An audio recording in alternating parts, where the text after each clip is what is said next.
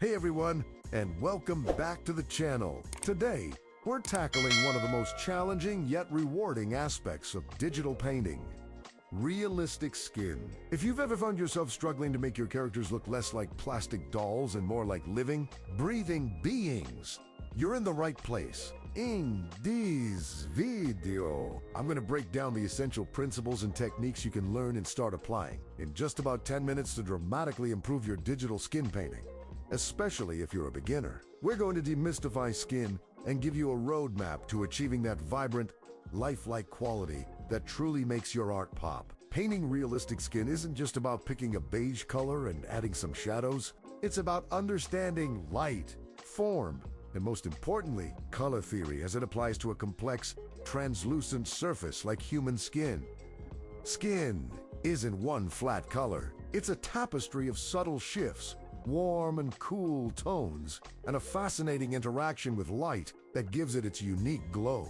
Many beginners get stuck because they approach skin painting too simplistically. They might use too many desaturated colors, forget about the underlying anatomy, or fail to account for the way light penetrates and scatters beneath the surface. My goal today is to guide you through these concepts, showing you how to build up believable skin tones layer by layer, focusing on the core ideas that will elevate your work significantly. We're going to dive into practical steps that you can immediately implement in your favorite digital painting software, whether that's Photoshop, Procreate, Clip Studio Paint, or Krita. The principles remain universal. So, let's get started. The very first thing we need to understand is that skin is not opaque. It has a degree of translucency. And this is what we call subsurface scattering. Light doesn't just bounce off the surface. Some of it penetrates, scatters around beneath the skin, and then exits, often picking up the color of the blood and tissue as it does. This phenomenon is what gives skin its characteristic warmth and soft glow, especially around thinner areas like ears, nostrils, and fingertips. Ignoring subsurface scattering is one of the biggest reasons skin looks flat and lifeless. We'll be incorporating this concept throughout our process, not as a complex, technical effect, but as a guiding principle for our color choices. Before we even think about color, however, we need to talk about form and light. Just like any other object you paint, skin needs to exist in three-dimensional space. You need to have a clear understanding of your light source and how it interacts with the underlying anatomy of your character's face or body. Are you painting a sphere, a cube, or a complex human form? Each plane of the form will catch light differently. Start with a solid grayscale base, blocking in your major forms and shadows to establish the structure. This isn't strictly necessary for every painting, but it's an excellent exercise for beginners to separate value from color. If you can make your form look solid and grayscale, adding color becomes much easier.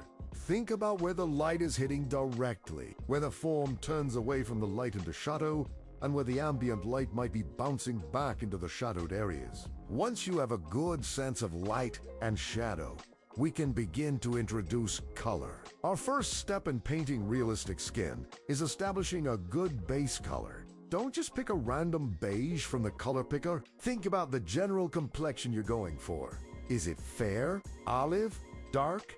Is it warmer or cooler? Even within a single complexion, there's a huge range. For a typical Caucasian skin tone, I often start with a mid-tone peach or light brown that leans slightly towards orange on the color wheel.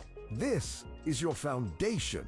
Apply this base color evenly across the skin area. Resist the urge to make it too saturated or too desaturated right away. We're looking for a neutral starting point that we can build upon. It's often better to start slightly desaturated and add saturation later than to start too vibrant and have to pull it back. Use a relatively hard, opaque brush for this initial blocking to define your shapes clearly. Now, let's start blocking in the shadows. This is where we begin to introduce variation and depth. When painting shadows on skin, a common mistake is to simply darken the base color. While that works for some materials, for skin, it often looks muddy and dull. Remember our discussion about subsurface scattering and light quality? Shadows on skin are rarely just darker versions of the mid-tone.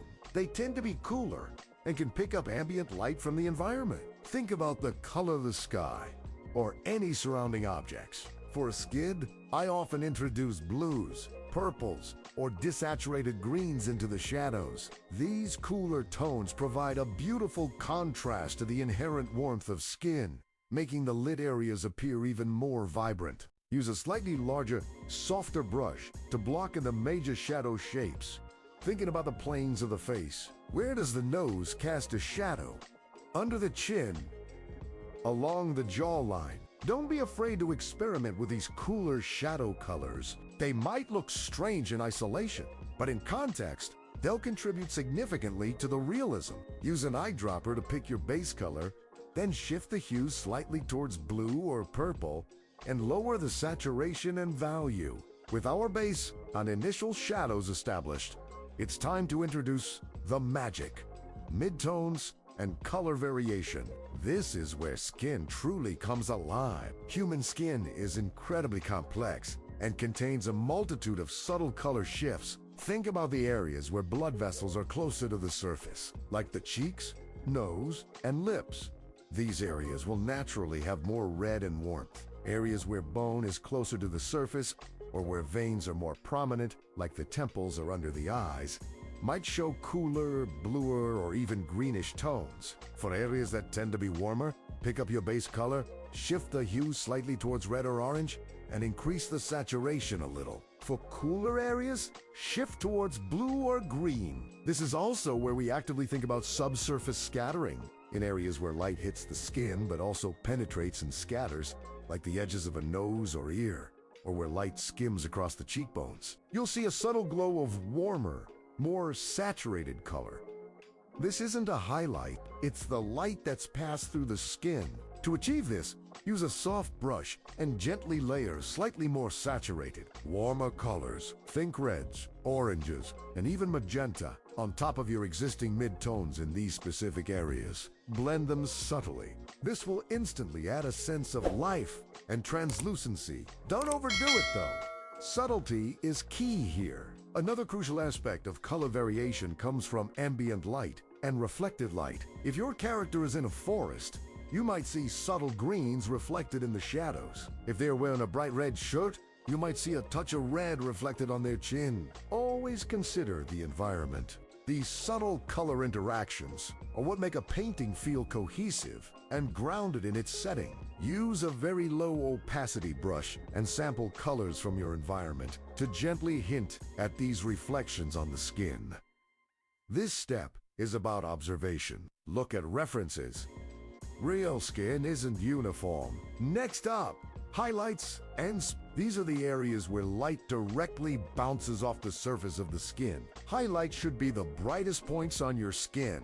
They define the most prominent parts of the form and communicate the texture and moisture of the skin. For highlights, don't just use pure white. Often, a slightly warmer, very desaturated yellow or peach works better, especially for a healthy glow. For very oily or wet skin, you might push towards a brighter, more desaturated color, almost white, but usually with a very slight warmth or coolness, depending on the light source. Place highlights strategically on the highest points of the form, the bridge of the nose, the cheekbones, the forehead, the cupid's bow of the lips, and sometimes the chin. Use a smaller, harder brush for sharper highlights, especially for specular highlights, which indicate a more reflective surface, like the glint in an eye or on very moist lips. These highlights should be the most saturated and brightest points in your painting, but again, be judicious. Too many highlights can make the skin look oily or metallic. Remember, skin isn't perfectly smooth. It has pores, tiny hairs, and minor imperfections. Adding subtle texture is essential for realism. You can achieve this using textured brushes with a low opacity, or by carefully painting in details. For pores, try a very small, speckled brush, or even just individual dots in areas like the nose and forehead. Don't paint them all over. Focus on areas where they are most visible. For subtle areas, use a fine, single-pixel brush with a very low opacity, painting individual strands, moles, freckles, and scars add character, and break up the uniformity, making the skin feel more authentic. Introduce these elements sparingly and naturally. They shouldn't distract from the main form, but rather enhance the believability. A great technique for texture is to use a new layer set to an overlay or soft light blending mode. Then paint with a very subtle texture brush, using a slightly darker or lighter version of the local skin tone. This adds visual interest without disrupting the underlying values. Finally, it's all about refinement and blending. Digital painting allows for incredible flexibility here. Go back over your painting and soften harsh edges where necessary, especially in the transitions between light and shadow. Use a soft brush with low opacity or a blending tool to create smooth gradients. However, don't overblend everything. Some harder edges are crucial for defining form and maintaining visual interest. The key is to find a balance between soft transitions and crisp edges. Continuously zoom out to see your painting as a whole and zoom in to refine details. Look for areas that feel too flat or too muddy. Adjust the hue, saturation, and value of specific areas using adjustment layers or by directly painting over them with a low opacity brush. Pay attention to the subtle color shifts we talked about. Are your reds popping enough in the cheeks? Are your shadows cool enough? A common mistake beginners make is to paint with too much contrast too early, or conversely, too little. Realistic skin has a wide range of values, but the transitions are often subtle. Another pitfall is relying too heavily on the airbrush tool. While airbrushing can create soft transitions, it often leads to a blurry, undefined look if not used carefully.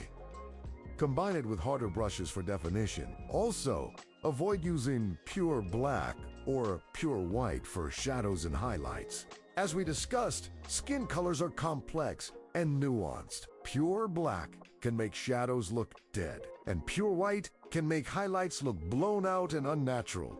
Losing all color information. Always introduce a hint of color into your darkest darks and brightest brights. One of my biggest pro tips for realistic skin is to always use reference. Study photographs of real people in various lighting conditions. Pay attention to how light falls on different skin tones, how colors shift, and where highlights and shadows naturally occur.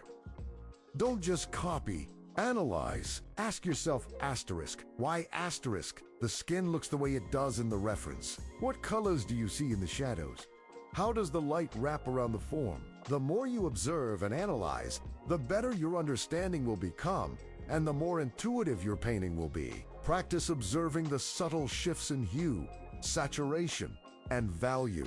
Another powerful technique is to use different layer blending modes. For instance, sometimes I'll create a new layer above my skin base, set it to overlay or soft light, and then paint in warmer or cooler tones to subtly shift the overall color or add a localized blush. This non-destructive approach allows for a lot of experimentation without directly altering your base layers. Similarly, a color blending mode layer can be great for adjusting the hue of an area without changing its value. Don't be afraid to experiment with these tools. They are powerful allies in achieving complex skin tones. To summarize our 10-minute breakdown for realistic skin. First, understand that skin has subsurface scattering and is not opaque. Second, establish solid form and light with a clear understanding of your light source. Third, lay down a thoughtful base color that leans slightly warm.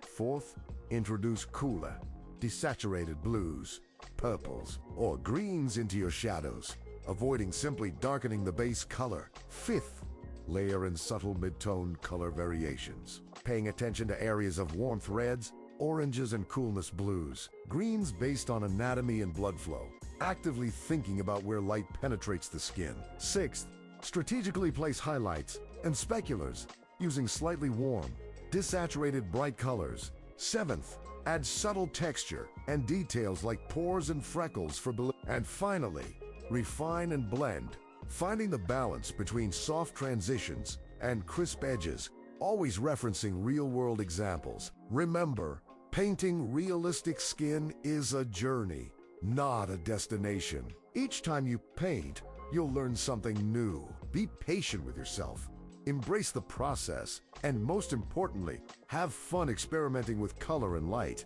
If you found these tips helpful and are ready to take your digital painting to the next level, make sure to hit that like button. Subscribe to the channel for more tutorials, and let me know in the comments what other digital painting challenges you'd like me to tackle next. Keep practicing, and I'll see you in the next video.